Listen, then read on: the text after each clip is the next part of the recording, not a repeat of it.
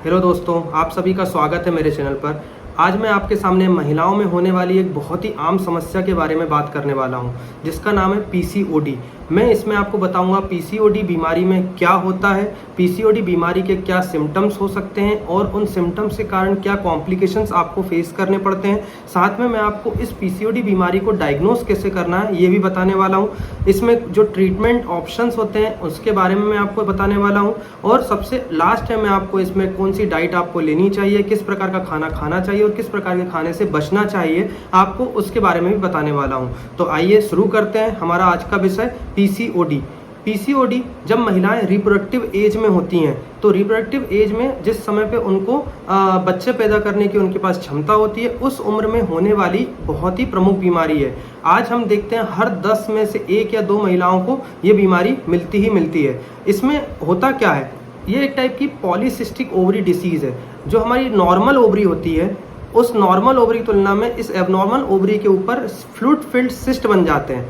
Fluid filled cyst बनने के कारण इस सिस्ट से एंड्रोजन हार्मोन का लेवल बढ़ना शुरू हो जाता है। एंड्रोजन हार्मोन एक टाइप के मेल हार्मोन्स हैं, जो हार्मोन्स मेल्स में ज़्यादा पाए जाते हैं और फीमेल्स में कम पाए जाते हैं। तो इसके कारण एंड्रोजन हार्मोन्स के साइड इफेक्ट मिलने के कारण फीमेल्स में ओव्यूलेशन होना बंद हो जाता है। जब ओव्यूलेशन नहीं हो पाता तो उनके पीरियड्स इरेगुलर होने लगते हैं, या तो पीरियड्स जल्दी आएंगे या लेट आएंगे या बहुत लेट हो जाते हैं और 3-3, 4-4 महीने तक पीरियड्स नहीं आ पाते। तो इसको हम एमिनोरिया कंडीशन भी बोलते हैं। अब जब पीरियड्स नहीं आएंगे तो सबसे मेन कॉम्प्लिकेशन इसका हम देखते हैं कि इनफर्टिलिटी का सामना करना पड़ता है। आज हम देख रहे हैं कि बहुत सारे महिलाएं इस समस्या से जूझ रही हैं कि उनको बच्चे नहीं हो पाते हैं या उनके पीरियड्स नॉर्मल नहीं आते। तो ये पीसीओडी बीमारी उसकी एक प्रमुख वजह हो सकती है।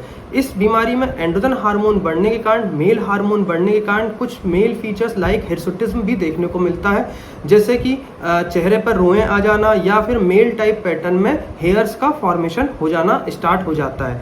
अब इसके बाद में इसमें एक और प्रमुख सिम्टम इसका लक्षण देखने को हमको मिलता है ओबेसिटी होना। मतलब महिलाओं का वजन तेजी से बढ़ने लगता है। वजन बढ़ने के कारण भी ये बीमारी होती है और इस बीमारी में भी वजन बढ़ता है। तो इसलिए आपको दोनों कॉम्प्लिकेशन से बचना होगा, क्योंकि ओबेसिटी जब मॉर्बिड ओबेसिटी मतलब कि उसके दुष्परिणाम हमारे शरीर पर देखने को मिलने लगते हैं, तो उस बीमारी से हमको खतरा और भी बढ़ जाता है। इसके अलावा हमको इसमें एकेंथोसिस नाइग्रिकेंस देखने को मिलता है, जिसमें हमारी ब्लैक लाइनिंग बनना स्टार्ट होती है नेक के पीछे।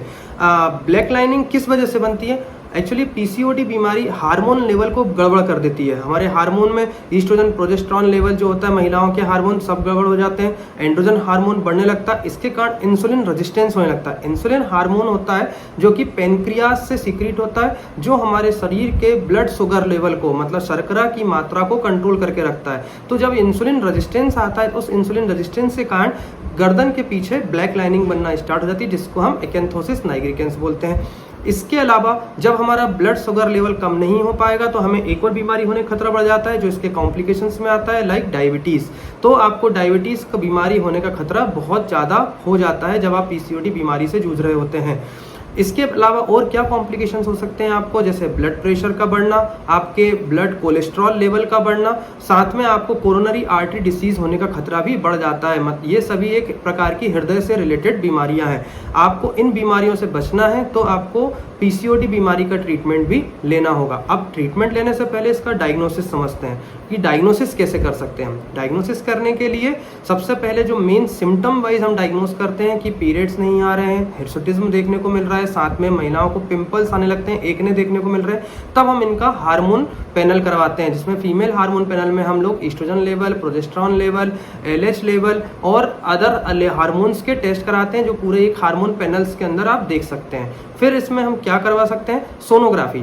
सोनोग्राफी में आप एब्डोमिनल सोनोग्राफी की तरफ जाते हैं। एब्डोमिनल सोनोग्राफी में आपको मल्टीपल सिस्ट देखने को मिलते हैं ओवरी के ऊपर।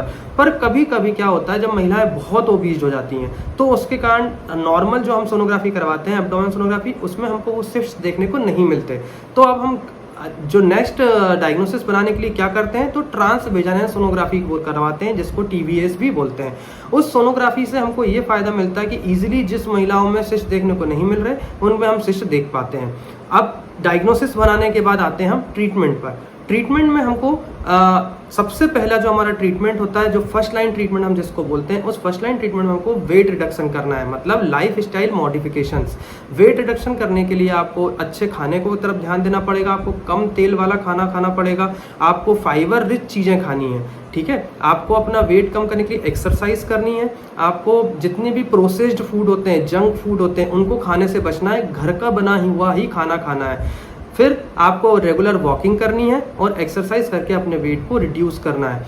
इंसुलिन रेजिस्टेंस हो रहा है, इसलिए इंसुलिन रेजिस्टेंस के कारण शुगर लेवल बढ़ता है, इसलिए डॉक्टर्स आपको मेटफॉर्मिन भी प्रिस्क्राइब करते हैं। मेटफॉर्मिन एक प्रकार की शुगर की दवा है, पर इस बीमारी में भी इसको प्रिस्क्राइब किया जाता है डॉक्टर के द्वारा। इस दवाई के देने से दो फायदे होते हैं, एक तो ये आपका जो शुगर लेवल, शर्करा का लेवल जो बढ़ रहा है उसको कम करता है, और दूसरा ये इस जो दवाई का मैकेनिज्म है ये आपके वजन को कम करने का भी काम करता है। मतलब ये एक टाइप से वेट रिडक्शन पिल्स के लिए भी डॉक्टर आपको प्रिस्क्राइब करते हैं। इसके अलावा आपको अगर मान लो जैसे कुछ महिलाएं हैं जो अभी उस समय में बच्चे पैदा करने के इच्छुक नहीं होते हैं, तो वो birth control pills like oral contraceptive pills भी ले सकते हैं। ओरल कॉन्ट्रासेप्टिव पिल्स में 21 days with gap of 7 days आपको इस तरह से 3 से 4 साइकिल डॉक्टर्स प्रिस्क्राइब करते हैं। बट ये हार्मोनल पिल्स होते हैं, इसलिए आपको निरंतर आपको अपने डॉक्टर से संपर्क में रहना है कि इस टेबलेट के खाने से आपको कोई साइड इफेक्ट्स तो नहीं आ रहे। अपने ब्लड टेस्ट करवाते रहना है और अपनी सोनोग्राफी भी करवाते रहना है।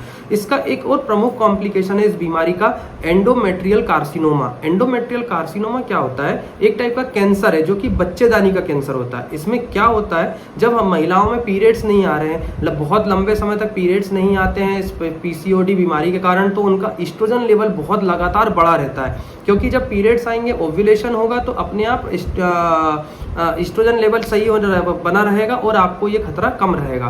तो एंडोमेट्रियल कार्सिनोमा से बचने के लिए भी आपको हार्मोनल टैबलेट्स लेने होंगे, साथ में आपको अपनी पीसीओडी बीमारी का निरंतर ट्रीटमेंट करवाते रहना पड़ेगा।